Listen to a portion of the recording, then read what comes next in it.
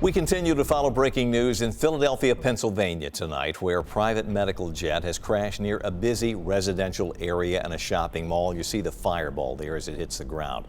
There were a lot of questions right now, still are, surrounding how this could happen just seconds after takeoff, less than 30 seconds. Joining us now with some insights is commercial pilot and flight instructor Robert Katz. Robert, thank you for doing this. What is your 43 years of experience, not only as a pilot but a flight instructor too, telling you about what could have gone wrong and made this happen tonight?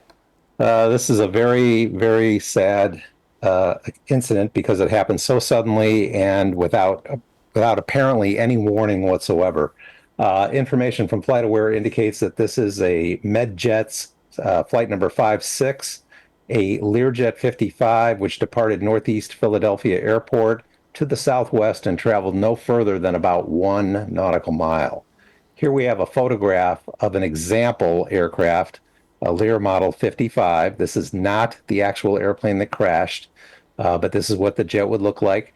It is a very high-performing corporate jet. It is well suited for air ambulance work, so the application of this airplane on this occasion is appropriate. And then we see on the data from FlightAware only 3 radar hits across a period of time of only 31 seconds of flight. The airplane is climbing at over 2,200 feet per minute, which is what I would expect from a Learjet, but then it disappears suddenly and catastrophically at about 1,400 feet above the ground, elevation out there being around 200 feet above sea level. My first impression of what may have happened here, pure speculation on my part, is some sort of catastrophic mechanical failure, probably due to deferred, cheapened, or neglected maintenance. Oh my. Now, so what you're looking at, the evidence suggests that the plane broke apart in air. Is that why, it would lose, I guess, connectivity with radar? Correct. It was a sudden catastrophic explosion in midair.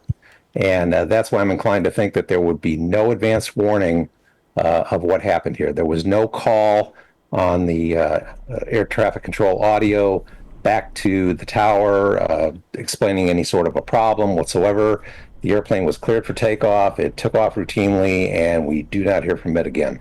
Well, from what you say, it sort of lends, I guess there is some credence to be lent to that, because we've had a lot of small plane crashes around here, and in every instance where the pilots know something is happening, it's obvious they are doing everything they can to steer their aircraft away, despite knowing they're going to pass, to keep it away from populated areas, and there was no opportunity, it seems, for that to happen in this case. None at all. It appears that the airplane is following the extended center line of the runway, as we can see here on FlightAware, and it just disappeared in midair, disintegrated in midair.